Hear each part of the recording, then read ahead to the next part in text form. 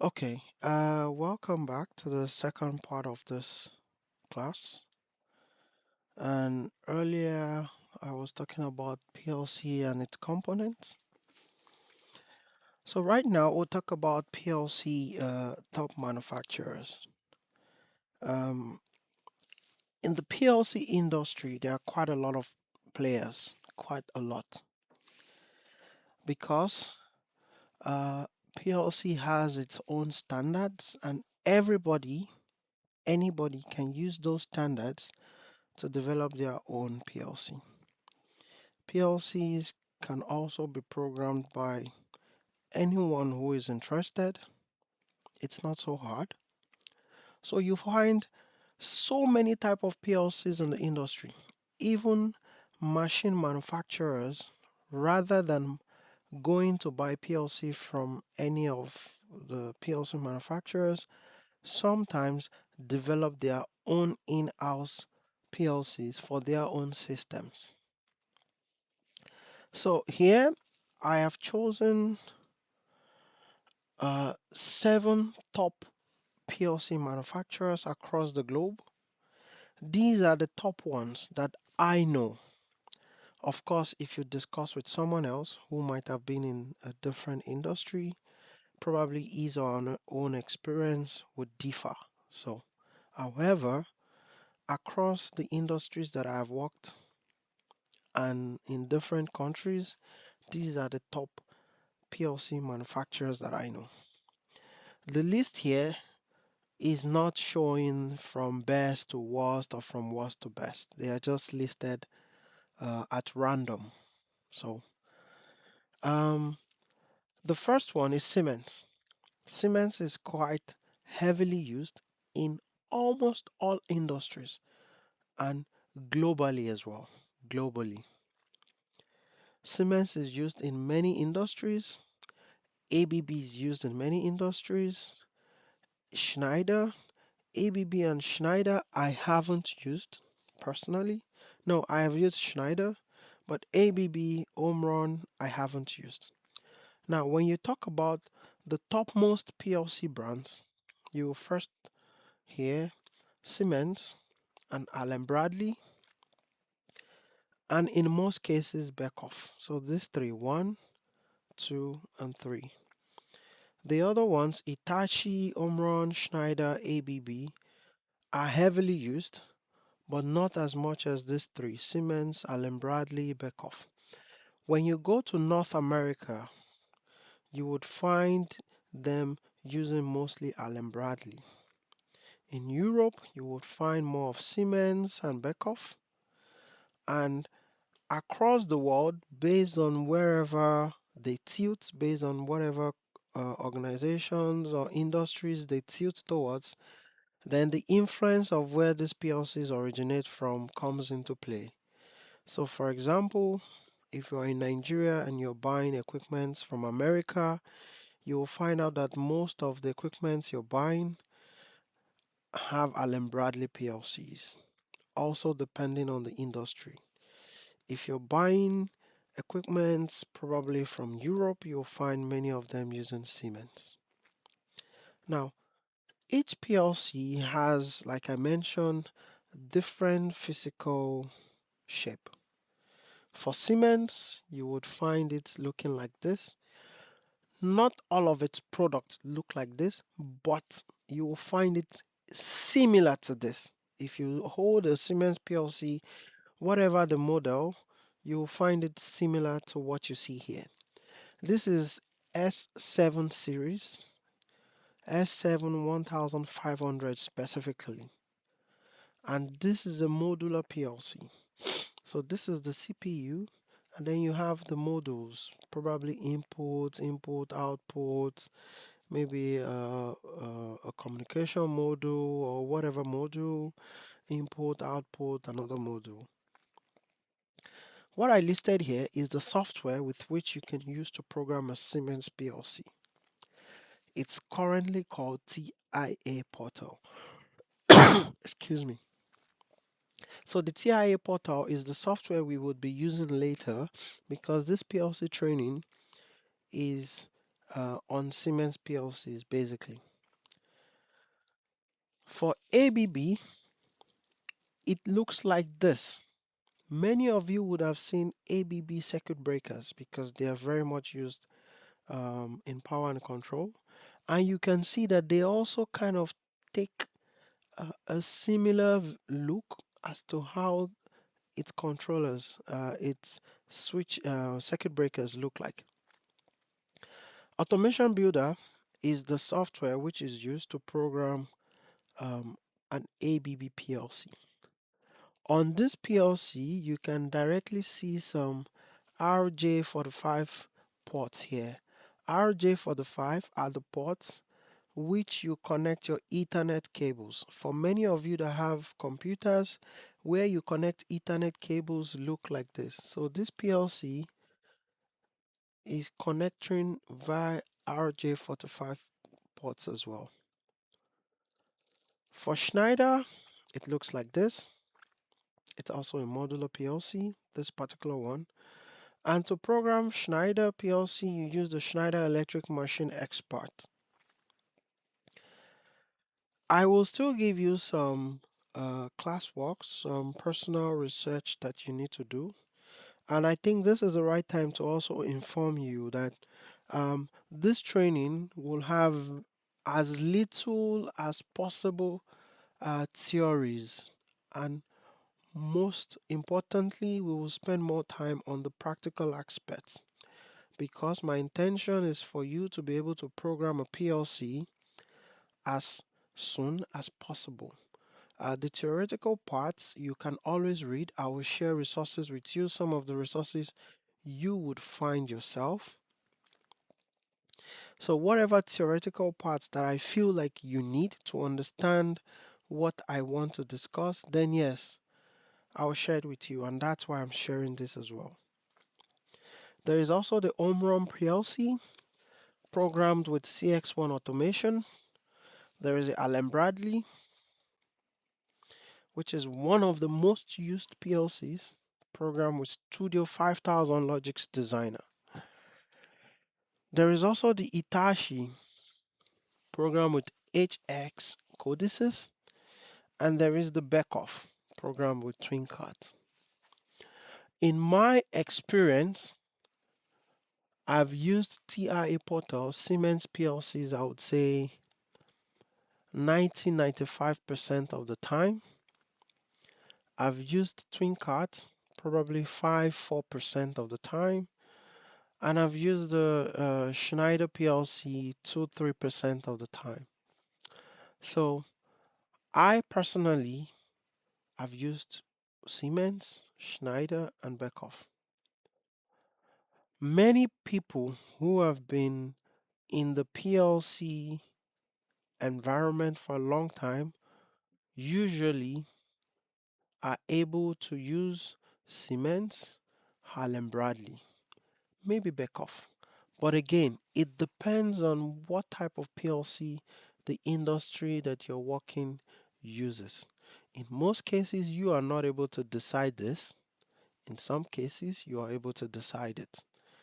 But many times, the ones which you're introduced to is dependent on what the organization or what the process and systems use.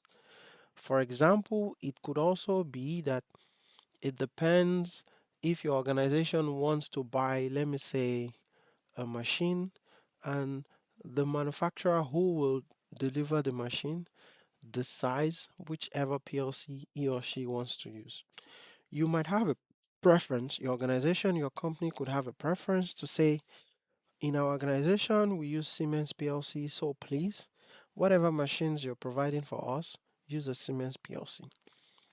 Or the manufacturer would say, irrespective of what your company uses, we use Omron PLC to program our systems, and you would buy it that way.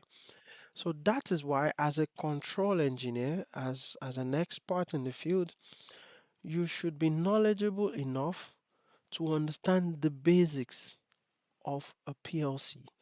When you understand the basics of a PLC, no matter what PLC stands in front of you, you understand what the PLC is doing, what parts of the PLC you're looking at or you're interacting with. And with the standards that have been developed with the PLC industry, with few trainings, you would then be able to program any of these PLCs. So with that, I'll go into PLC standardization. Now I have just shown you the different most used PLCs in the industry, right? And these PLCs are quite a lot. I've shown you 7, and I told you there are actually much more. As you can see, there are many different softwares here. 1, 2, 3, 4, 5, 6, 7. So does it mean you have to learn all 7 softwares? You have to learn all 7 PLCs? Not entirely. And that's why there is a standard that was developed. So let me quickly go into that. PLC standardization. So for PLC standardization, there is an international standard which is the IEC 61131-3. This standard defines the programming languages for programmable logic controllers. Its purpose is to standardize PLC software to improve interoperability, portability, and consistency across different hardware vendors.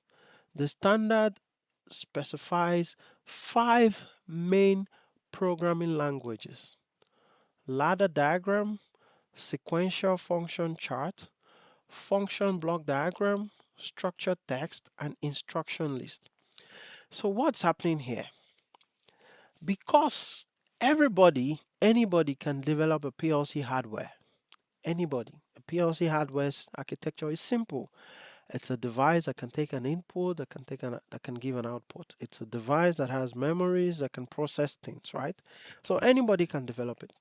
However, before it is considered a standard PLC, which means engineers in the field can use it, it has to pass the IEC 61131-3 standard.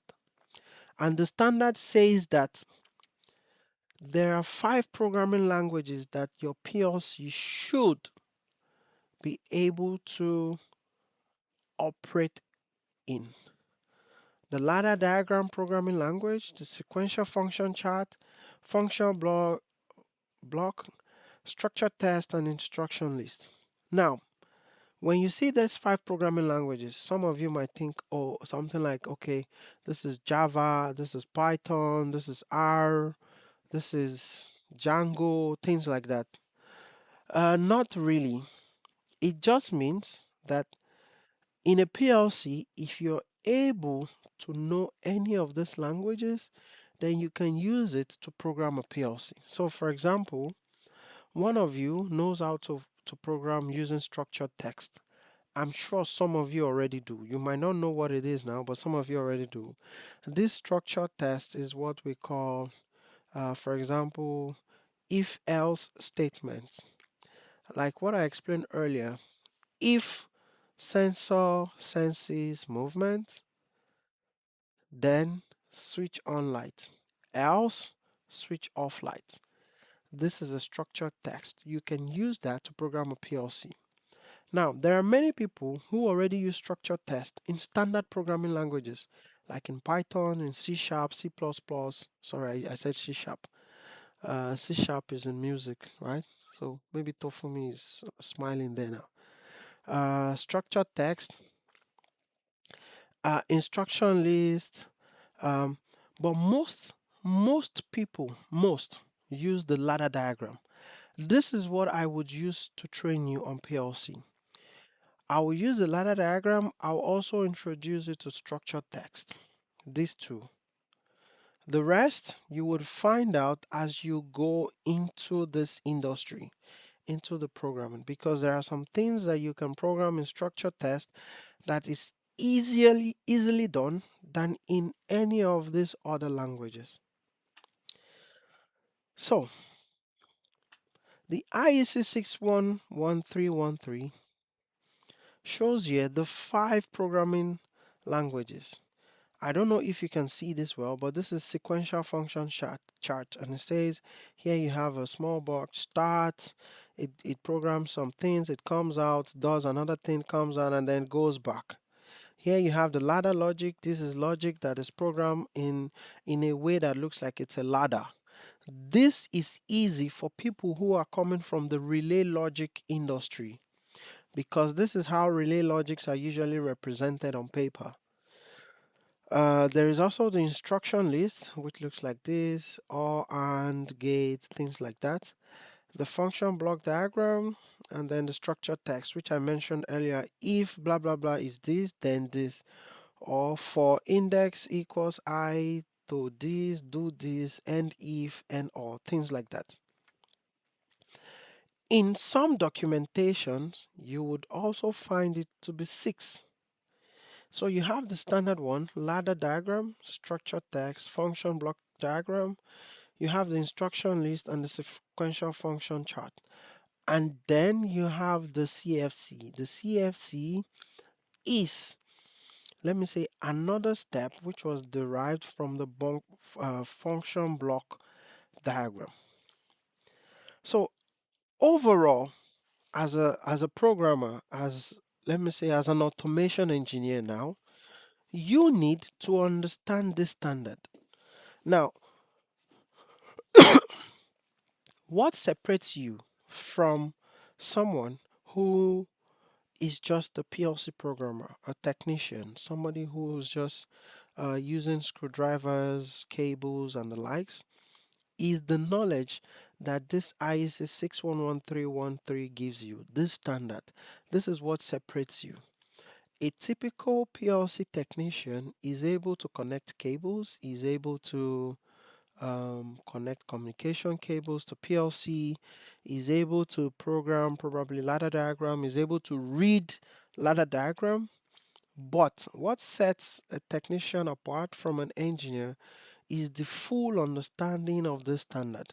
Now, I didn't say the full knowledge of all these languages. No, it is the full understanding, which means there are some things you want to program, and using ladder logic, even though it's the simplest, would not make sense to use. You would have to go using structured text. You have to go into things like, if this is this, else do that, things like that.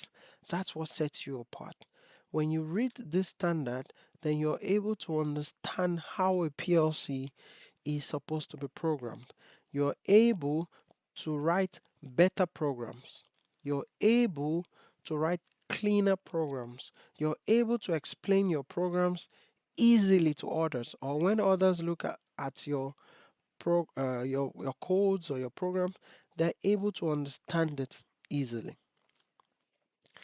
And the last slide that I have here is basically to show you some resources based on IEC 61131. For example, one of the ones I have here is, let me see if I can